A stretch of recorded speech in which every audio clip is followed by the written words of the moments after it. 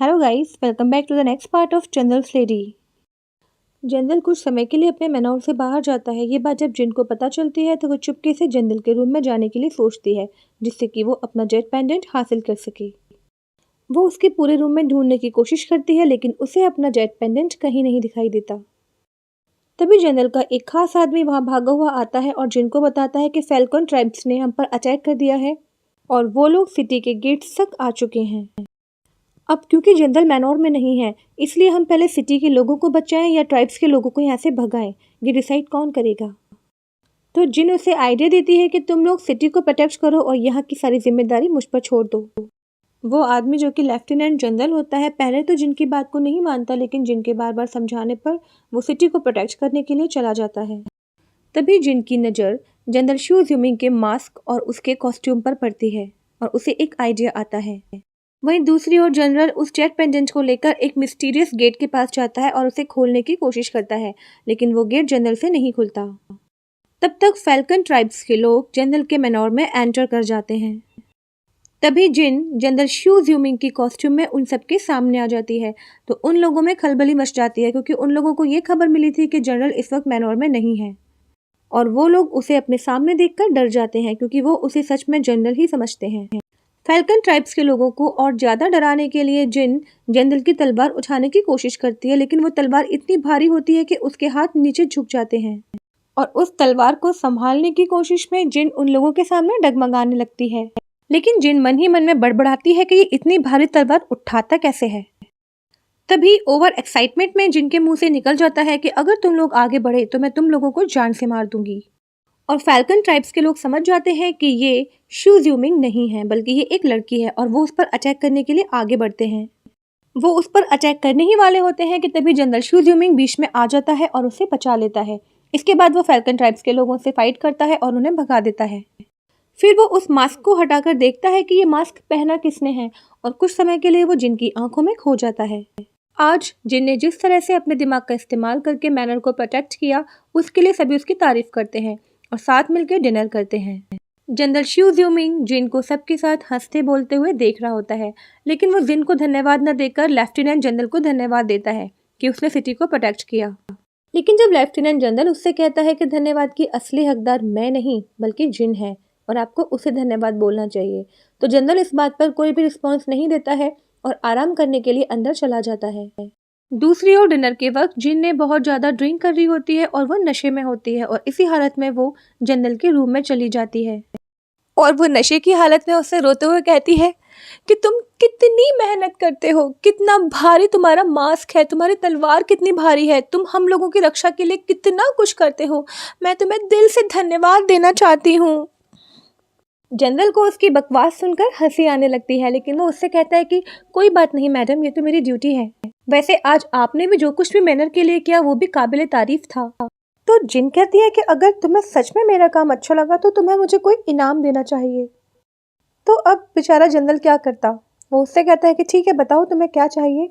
तभी नौटंकी जिन तुरंत उसके बिस्तर पर गिर जाती है और कहने लगती है कि तुम्हारा बिस्तर कितना मुलायम है, मेरा बिस्तर बिल्कुल भी ऐसा नहीं है, मुझे तुम्हारा बिस्तर चाहिए, मैं तुम्हारे बिस्तर पर सोना चाहती हूँ। और ऐसे ही बड़बड़ाते हुए जिन उसके बिस्तर पर सो जाती है।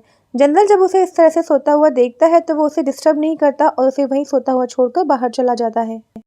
अगले दिन मैनर की एक मेड जिन को बताती है कि तुम वो पहली लड़की हो जिसे जनरल के रूम में सोने को मिला है। ये सुन के जिन के चेहरे पर एक प्यारी सी स्माइल आ जाती है और वो शर्माने लगती है।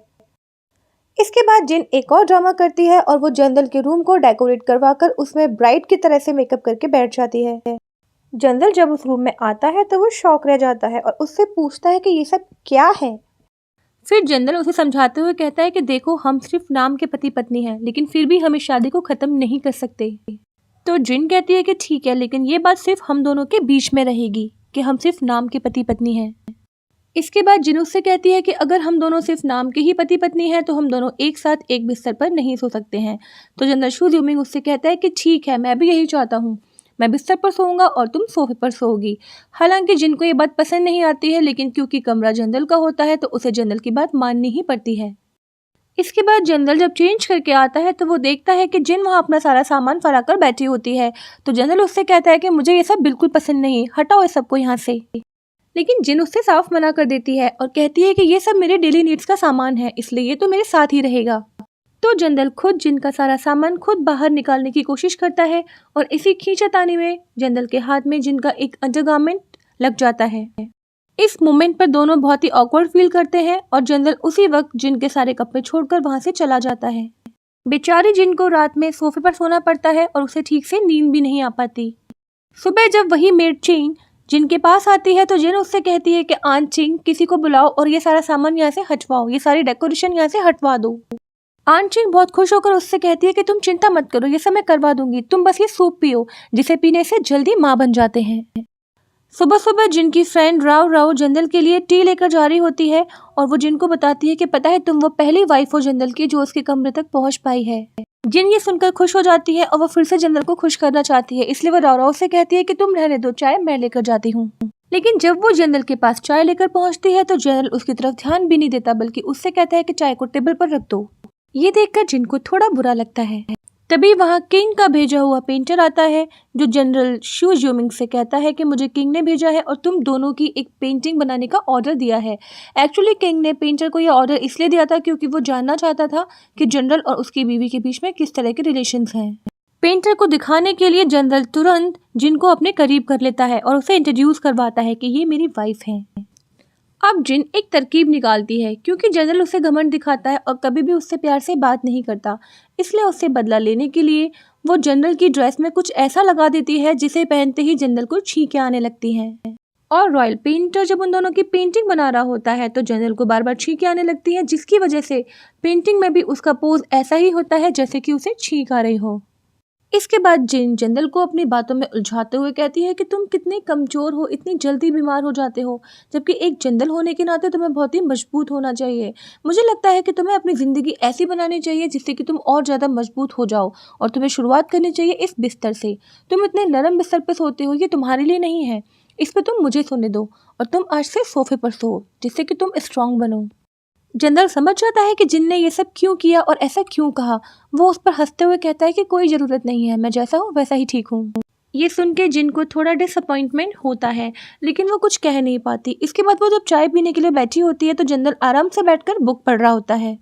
तभी मेड उसके खाने के लिए उसके फेवरेट स्वीट पोटैटोज लेकर आती है और वो जनरल को चिढ़ा चिढ़ाकर बहुत मजे से स्वीट पोटैटोज खाने लगती है और देखते ही देखते वो सारी प्लेट खाली कर देती है और उसका पेट बहुत ज़्यादा भर जाता है।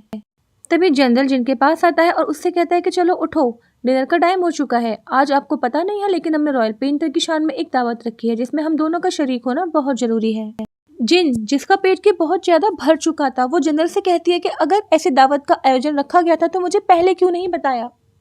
इसके बाद दोनों डाइनिंग रूम में पहुंच जाते हैं। जनरल जिन से कहता है कि देखो तुम सबके सामने मेरी वाइफ हो, इसलिए तुम्हें पेंटर के सामने भी मेरी वाइफ बनने की एक्टिंग करनी होगी और हर तरह से मेरा साथ देना होगा। तभी नॉटी जिन के दिमाग में एक और तरकीब आती है। वो अपनी फ्रेंड राव को बुलाती है और उसके कान में कुछ कहती है। तभी वहाँ रॉयल पेंटर भी आ जाते हैं और अपनी जगह पर आकर बैठ जाते हैं। जिन अपनी बीवी होने का फायदा उठाते हुए जनरल से कहती है कि देखो आज आपकी तबीयत खराब है, इसलिए ये सारा हैवी खाना मैं आपको नहीं खाने दूंगी, आपको हल्का खाना ही खाना चाहिए। और तभी राव जनरल के लिए एक अजीब से टेस्ट वाला सूप बनाकर ले आती है। जनरल इस बात को टालने की कोशिश करता है और जिन से कहता है कि कोई बात नहीं, आज रॉयल पेंटर हमारे खास मेहमान हैं, इसलिए मैं उनके साथ खाना ही होगा। लेकिन जिन भी हार नहीं मानती और रॉयल पेंटर से ही कहती है कि आप ही बताइए अगर इनकी तबीयत खराब है तो क्या इनको इतना हैवी खाना खाना चाहिए। और रॉयल पेंटर भी जिन की हाँ में हाँ मिला देता है। और अब जिन अपने हाथों से जनरल को वो गंदे से टेस्ट वाला सूप पिलाती है जिसे देखकर राव राव को हंसी आने लगती है। लेकिन अब चाल चलने की बारी जनरल की थी।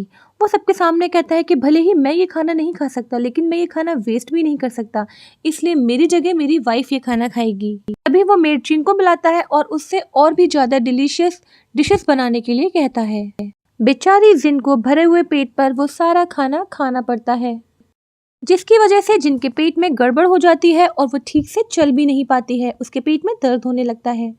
ये देखकर जनरल को भी थोड़ा बुरा लगता है। वो जिन को अपने साथ बाहर लेकर आता है और उससे कहता है कि चलो तुम्हें थोड़ी वॉक करनी होगी जिससे कि तुम्हारा खाना डाइजेस्ट हो जाए। लेकिन जिन उससे कहती है कि मैं बिल्कुल भी नहीं चल पा रही हूँ, क्या तुम मुझे गोद में लेकर नहीं चल सकते। तो जनरल कहता है कि नहीं, खाना तुम्हारा डाइजेस्ट करना है, इसलिए तुम्हें अपने पैरों से ही चलना होगा। इसके बाद जनरल अपने कमर में बंधी हुई बेल्ट को निकालता है। उसका एक सिरा जिन को पकड़ाता है और एक सिरा खुद पकड़ता है और इस तरह से वो जिन को पूरे गार्डन की सैर करवाता है। नेक्स्ट डे जिनकी माँ का मैसेज उसके लिए आता है जिसमें लिखा होता है कि अब तुम्हारी शादी हो गई है, इसलिए तुम्हें एक लड़कियों जैसा बिहेवियर करना सीखना होगा। मैं चाहती हूँ कि तुम एम्ब्रॉयडरी बनाना सीखो और उसके लिए मैंने तुम्हें एक डिज़ाइन सेंड की है। जिनकी माँ ने जो एम्ब्रॉयडरी पैटर्न भेजा होता है उसे देखकर जनरल शिवज़्यामी एकदम शॉक हो जाता है। वो उस पैटर्न को अपने पास किसी पैटर्न से मिलाता है और तुरंत टेंशन में आ जाता है और जिनके पास जाकर उससे कहता है कि तुम्हें अभी मेरे साथ चलना होगा। लेकिन जिन उससे कहती है कि अगर मैं तुम्हारे साथ ना जाऊं तो जनरल उससे कहता है कि तुम्हें चलना ही होगा क्योंकि ये किसी के जीवन और मृत्यु का सवाल है। तो जिन कहती है कि ठीक है, मेरी एक शर्त है, मैं तुम्हारे बिस्तर पर सोऊंगी और तुम उस सोफे पर सोओगे। और अब जनरल को उसकी बात माननी पड़ती है। इसके बाद जनरल जिन को अपने साथ ले जाने लगता है और इसी के साथ हमारा सेकंड पार्ट भी खत्म होता है। आपको ये पार्ट कैसा लगा मुझे कमेंट बॉक्स में लिखना बिल्कुल मत भूलिएगा। वीडियो को लाइक कीजिए, शेयर कीजिए और हाँ, वीडियो को एंड तक जरूर देखा कीजिए। मिलते हैं नेक्स्ट पार्ट में। Till then tata, bye bye, sayonara and take care.